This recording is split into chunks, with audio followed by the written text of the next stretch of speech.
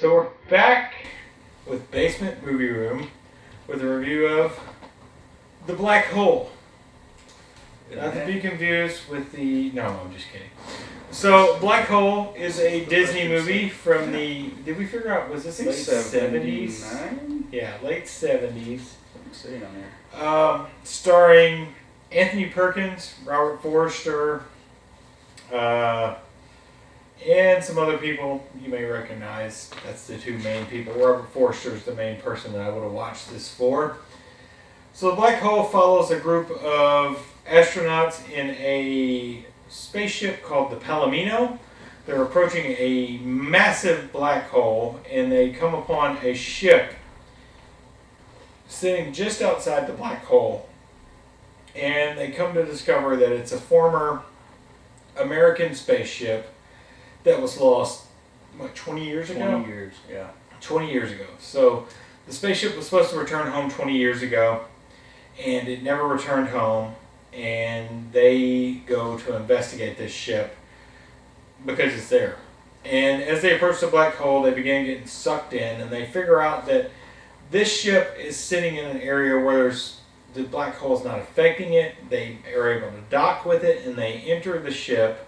And things are happening that make it pretty clear that there's people or persons still on this ship. And they discover, what's the guy's name?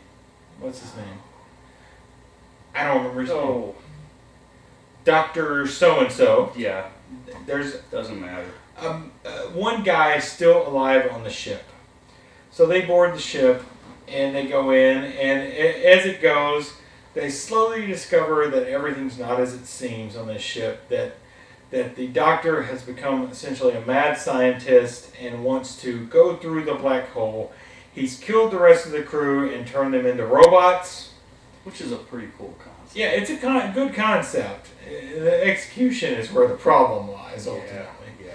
He's killed the rest of the crew, turned them into robots, and he's not super fond of these people actually interfering in his business. So he has this Maximilian is the main robot. Yeah, he has this Maximilian. And I don't think it's made clear in the movie that if Maximilian is like controlling the doctor or if the doctor is controlling Maximilian, but it's kind of implied that Maximilian may actually be the actual boss here, but the doctor's crazy at this point. And he makes a point that help me out, Maximilian's in control. But Yeah. it's like very quick. Yeah, it is. A little confusing. It is. Some of the plot. Yeah. So these other people from the Palomino, Robert Forster, Anthony Perkins, and the rest of his crew, are trying to figure out what's going on here, and they slowly realize that the doctor on this ship is not their friend. And that's kind of the plot. I mean, there's not much to the plot. There's the robot, I can't remember his name, but he has the eyes, and it's very weird looking. Vincent, that's it. I was just thinking it says it on his Reinhardt is the mad scientist. Reinhardt, yeah, that's it. Reinhardt.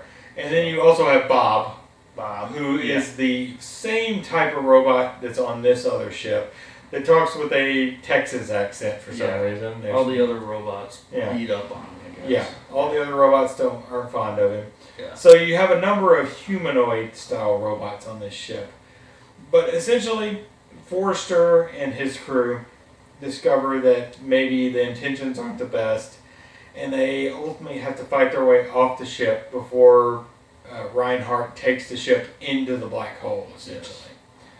So that's kind of the plot. There's not much to it. It's not particularly exciting. It's pretty boring. I fell asleep during this because I've seen it recently in the last couple of years. It's like an hour and 40 minutes. I don't think any action happens until an hour and 30. Yeah, it's like an hour and 30 minutes before like the real like shootouts start in there. And really it's just Reinhardt just trying to do what he wants to do. Yeah. This is a scientific name for what we're trying to do. I think they're trying to be a little bit smarter than what the movie was. They are. But the thing is, the thing that gets me about the movie is like Reinhardt could just have done this at any point in 20 years. Yeah.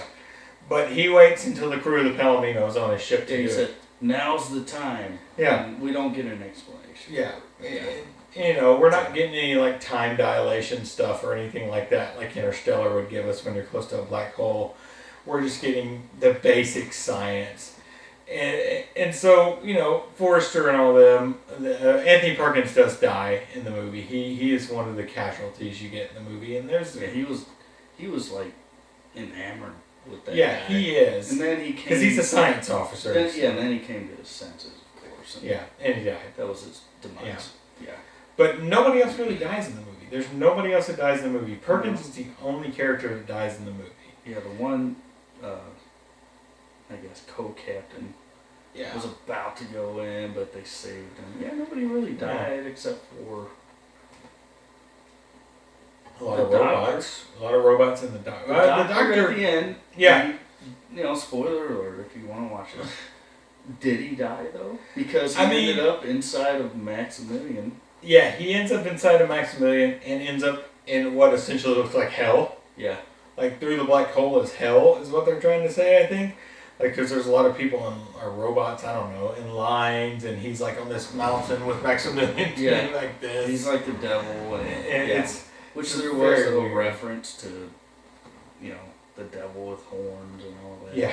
So I guess I don't know. It was. If there was a movie that Disney should remake, or somebody buy this property, this would probably be a good one to remake. Yeah, they could do much better with this one. That's for sure. There's some pretty good little nuggets in there. There are. That you can execute no way doubt better. Yeah. So, John Barry did the score. Yeah. So, Dances with Wolves, composer. Score was good. Yeah. Yeah. So, had that Williams-esque type. This is funny because we watched Silent Running a while back, and I compare this somewhat to Silent Running. I like Silent Running better, but it has the same pacing as Silent Running, which is somewhat boring, somewhat slow, and a little bit of a backstep from what visual effects could be done in the days, Although everything's dark and kept low lighting. Yeah. Just so it doesn't look so cheesy, I think. Yeah. But the zero grav effects are fine. Yeah. I mean that's fine. That looks good. It's obviously they're on wires, and you see the wires a couple times, but it's not bad. But I don't even know what else to say about this. So boring. It's pretty slow. It's not great.